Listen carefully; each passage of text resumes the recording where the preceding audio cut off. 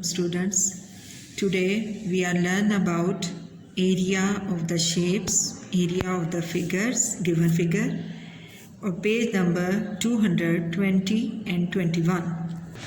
Students, question number 3, find the unknown lengths of each of the following figure.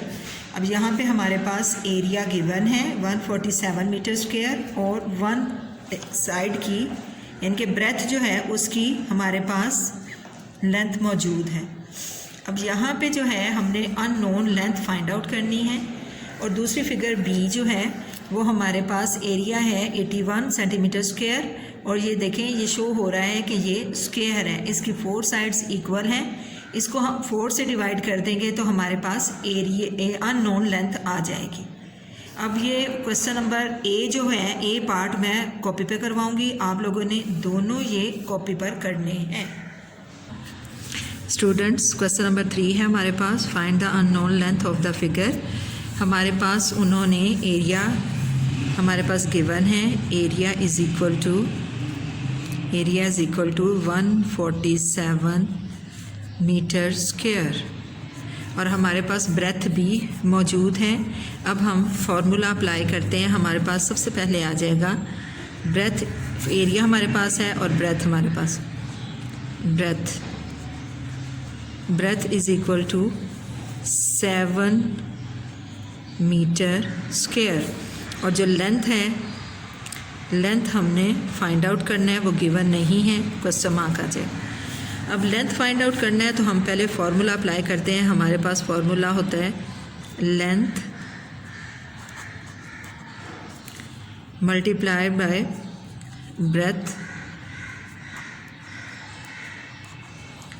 Breath is equal to area. अब हमारे पास जो values given है वो हम apply कर पुट कर देंगे इसमें। लेंथ आपके पास ऐसे ही रहेगी क्योंकि ये फाइंड आउट करना है। ब्रेथ हमारे पास गिवन है 7 मीटर, ओनली 7 मीटर, एरिया के साथ स्क्वायर आएगा, इज़ इक्वल टू एरिया हमारे पास है 147 मीटर स्क्वायर। अब लेंथ जो है वो आपके पास ब्रेथ के साथ मल्टीप्लाई हो रही है तो ये जब एरिया के साथ जाएगी तो उधर डिवाइड हो जाएगी, तो लेंथ हमारे पास यही रहेगी।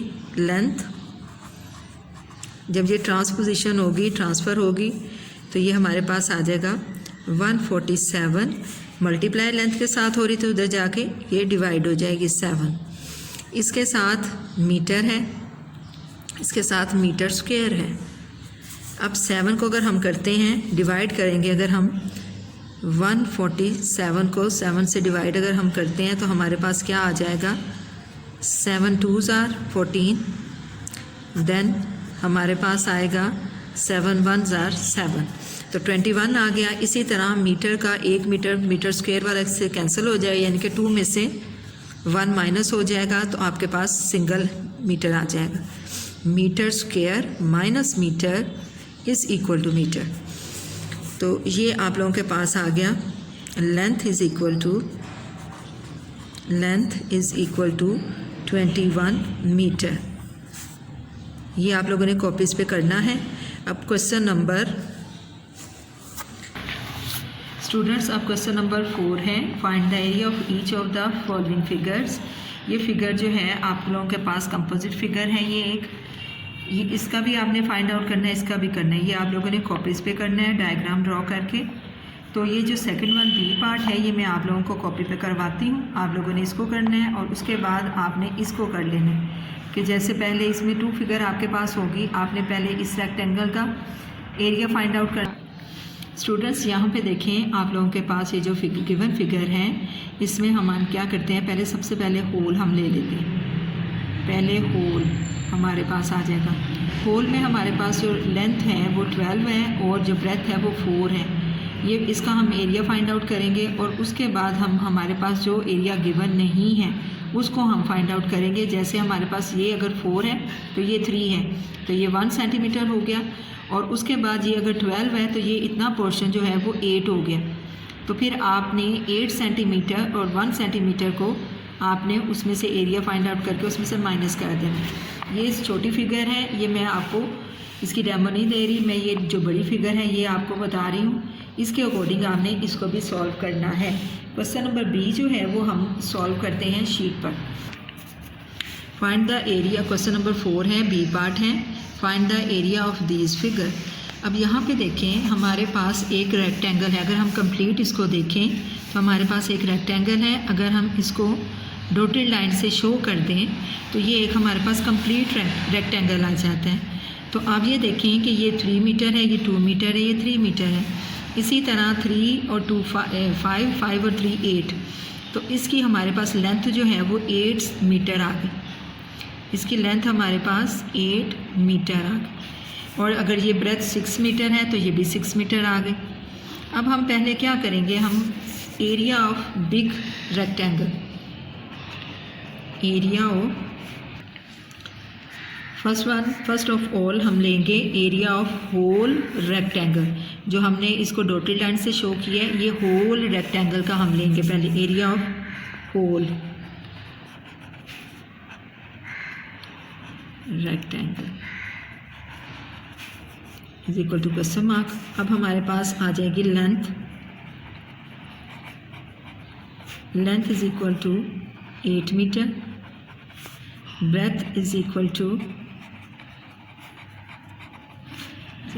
6 मीटर। Area is